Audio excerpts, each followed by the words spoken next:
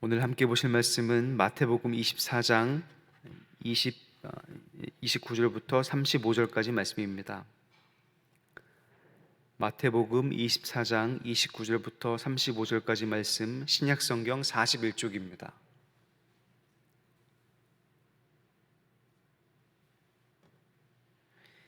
제가 봉독하겠습니다. 그날 환란 후에 즉시 해가 어두워지며 달이 빛을 내지 아니하며 별들이 하늘에서 떨어지며 하늘의 권능들이 흔들리리라. 그때 인자의 징조가 하늘에서 보이겠고 그때 땅의 모든 족속들이 통곡하며 그들이 인자가 구름을 타고 능력과 큰 영광으로 오는 것을 보리라. 그가 큰 나팔 소리와 함께 천사들을 보내리니 그들이 그의 택하신 자들을 하늘 이 끝에서 저 끝까지 사방에서 모으리라. 무화과 나무의 비유를 배우라. 그 가지가 연하여지고 잎사귀를 내면 여름이 가까운 줄을 아나니 이와 같이 너희도 이 모든 일을 보거든 인자가 가까이 곧 문 앞에 이른 줄을 알라. 내가 진실로 너희에게 말하노니 이 세대가 지나가기 전에 이 일이 다 일어나리라. 천지는 없어질지언정 내 말은 없어지지 아니하리라. 아멘. 오늘도 복된 하루입니다. 반복되는 하루인 것처럼 보이지만 하루마다 그날마다 새로움이 가득합니다. 하나님께서 주시는 오늘은 완벽히 새로운 날이기 때문입니다. 오늘 하루를 사시면서 아침마다 새로운 그 은혜를 찬양하는, 오늘도 찬양하는 날이 되시기를 주님의 이름으로 간절히 축복합니다. 예전에 군에 군목으로 있을 때 부대 안에 교회가 있었습니다. 그래서 새벽 기도를 가기 위해서는 오전 한 5시쯤 이제 위병소를 통과해야 부대 안에 들어가서 교회를 가곤 했는데요. 위병소에 보초를 서는 병사들이 아주 가끔 잠을 자고 있을 때가 있습니다. 집과 부대가 가까웠기 때문에 늘 작은 손전등 하나를 가지고 켜고 새벽 기도를 다니곤 했는데, 어느 날은 제 부대 문 앞까지 가서 손전등을 비춰도 알아보지 못할 정도로 잠을 자고 있을 때가 종종 있었습니다. 둘이서 위병 근무를 서다가 졸고 또 위병소 안에 있는 병사들도 졸고 있었기 때문입니다. 아마 군대를 다녀오신 분들은 이게 얼마나 위험한 일이고 또 얼마나 무서운 일인지 아마 알고 계실 겁니다. 그런데 휴전선의 철책을 따라 초소를 방문했을 때는 조는 병사들을 한 명도 만나본 적이 없었습니다. 따뜻한 캔커피와 초코파이, 사탕 몇 개 들고 가면서 이렇게 위문을 하고 이렇게 초소들을 방문했는데요. 초소에 가까워지면 어김없이 총을 겨누는 소리와 함께 움직이면 쏜다, 그리고 암구 외워봐라 이렇게 나왔기 때문에 한 번도 졸거나 또 장난치거나 그런 병사들을 만난 적은 없었습니다. 물론 철책의 초소와 위병 초소는 하는 일이 같지만 그 긴장감이 완전 다르기 때문입니다. 철책의 초소에서는 간혹 작은 움직임이라도 발견되면 즉시 보고가 되고 확인하며 긴장감이 맴돌면서 그렇게 느껴지고 했지만, 위병 초소에서는 철책에서의 긴장감이 없기 때문입니다. 또 비무장지대 안에 GP라고 하는 곳에 들어가 보면 그곳의 긴장감은 또 다릅니다. 들어가기 전에는 방탄조끼를 입고 들어가고 일반 건물보다 몇 배가 두꺼운 GP 건물을 들어가서 직접 북한 병사들이 움직이는 모습들을 보면 정말 어떤 것 하나도 소홀히 여길 수 없는 그런 마음 자세가 생기게 됩니다. 언제 어떤 일이 일어날지 모르기 때문에 긴장하고 준비태세를 갖추고 있어야 되기 때문입니다. 그런데 이것이 우리의 영적인 상태도 마찬가지입니다. 주님께서 언제 우리를 부르실지 모르고 언제 주님께서 찾아올지 모르는데 그 눈앞에 징조가 보인다라고 하면 우린 역시 긴장하고 또 준비하면서 그 때를 대비해야 되기 때문입니다.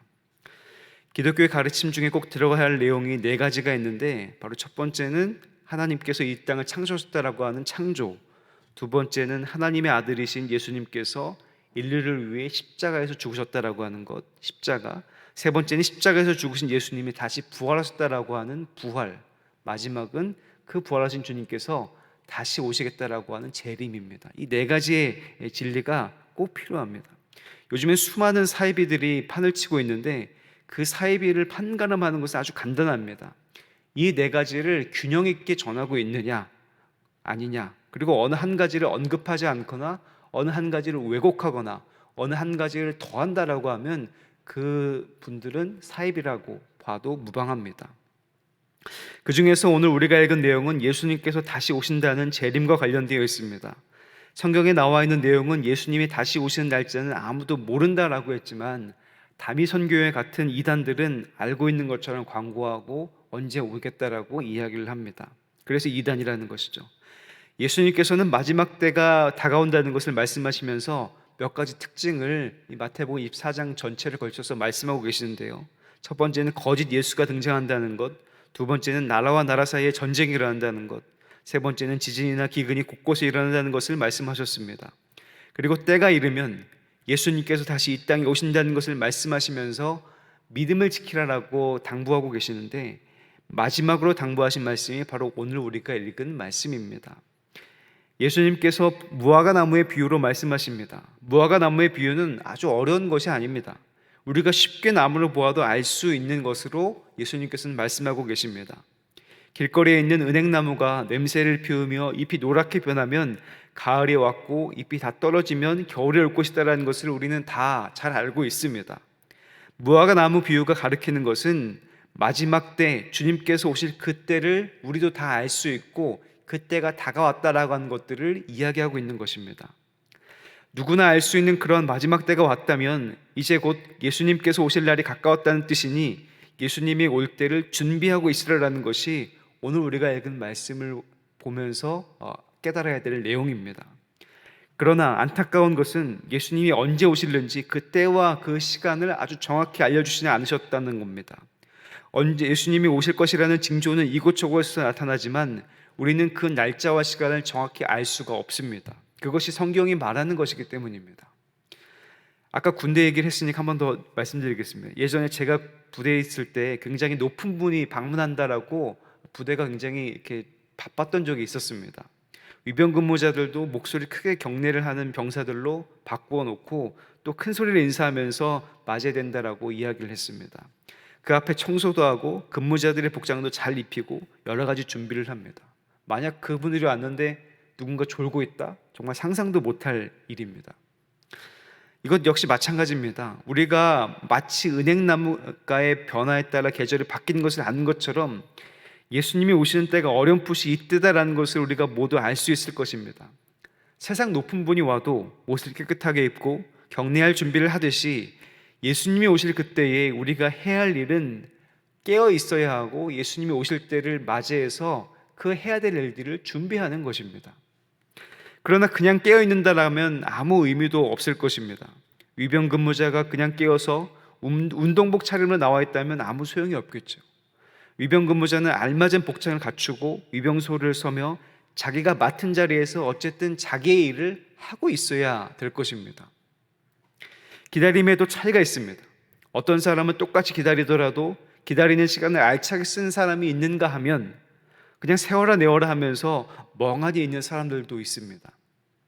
사과나무 아래에서 사과가 저절로 떨어지면 먹으려고 입을 벌리는 사람이 있는가 하면 사과가 떨어지면 어떻게 요리를 해서 먹어야겠다라고 요리 도구를 챙겨오고 또 그 사과가 언제 떨어질지를 기다리면서 그 때를 기다리는 사람들이 있습니다. 기다림의 차이는 결국 준비에서 나오는 것입니다. 결국 주님께서 우리에게 말씀하시는 것은 늘 정신을 차리고 예수 믿으면 예수 믿는 사람답게 살면서 기다리라고 말씀하고 계시는 것입니다. 신앙은 다른 말로 바꾸면 기다림입니다. 기다림. 우리의 신앙은 기다리는 신앙입니다. 신앙의 가장 의미 있는 행동은 주님을 기다리는 것입니다. 신앙은 결코 사람이 생각하고 움직이고 결과를 내고 성과를 거두는 세상의 어떤 일들과 똑같은 것이 아닙니다. 하나님께서 시작해서 하나님으로 맞춰지는 것이 우리의 신앙입니다. 내가 하는 것이 아니라 하나님께서 하시도록 내 몸을 계속 비워가고 내 마음을 계속 비워가는 것입니다. 그래서 신앙이란 내가 하나님을 믿겠다는 결심에 선 이후에는 하나님께서 내 삶을 이끌어 가시도록 내가 먼저 나가는 것이 아니라 하나님께서 먼저 가시도록 그 길을 터놓는 것입니다.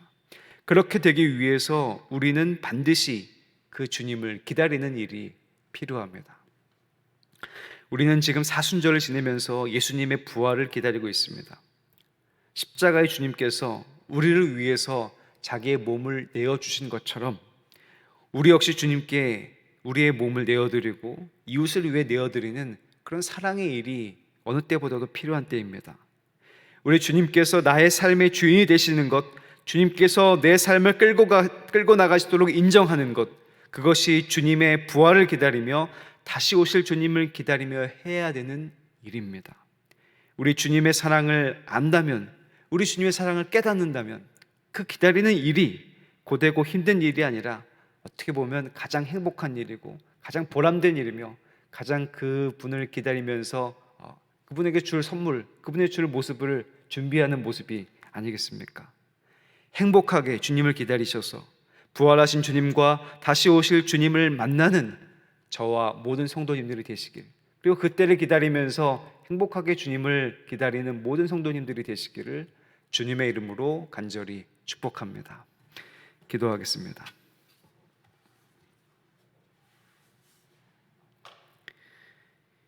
은혜로우신 아버지 하나님, 이 세상에 일어나는 그 많은 일들이 마지막 때가 왔음을 보여주고 있습니다. 하나님, 그 모습을 보면서 두려워하고 걱정하는 것이 아니라 우리 주님께서 다시 오시겠다라고 하는 마음으로 다시금 우리의 마음을 다잡고 준비하며 기다리는 성도들이 될 수 있도록 주님 인도하여 주시옵소서. 그래서 우리 주님께서 도둑처럼 이 땅에 오신다라고 하셨는데, 주님 다시 오실 그때, 혹은 또 우리를 불러가실 그때에 주님께서 보시기에 가장 아름다운 모습으로 있도록 하나님 우리들의 삶을 깨우시고 우리가 늘 깨어서 준비하는 성도들이 될 수 있도록 인도하여 주시옵소서. 그래서 서로가 서로를 위해서 기도하고 함께 모여 기도하며 찬양하며 말씀을 듣는 그런 교회의 모습으로 온전히 서 있을 수 있도록 주님 한 사람 한 사람들을 지켜주시고 인도하여 주시옵소서. 주님, 우리 사랑하는 수표교회를 기억하여 주사 마지막 주님이 오실 때까지 서로를 위해서 기도하며 중보하며 함께 찬양하며 예배드리는 예배 공동체가 될 수 있도록 주님 인도하여 주시옵소서. 주님, 모여서 기도할 때 응답하여 주시옵고 또 모여서 찬양할 때 하나님 영광 받아 주시오며 이 제단이 하나님께서 기뻐하시고 하나님께서 찾으시는 예배자들이 가득한 제단이 될 수 있도록 주님 인도하여 주시옵소서.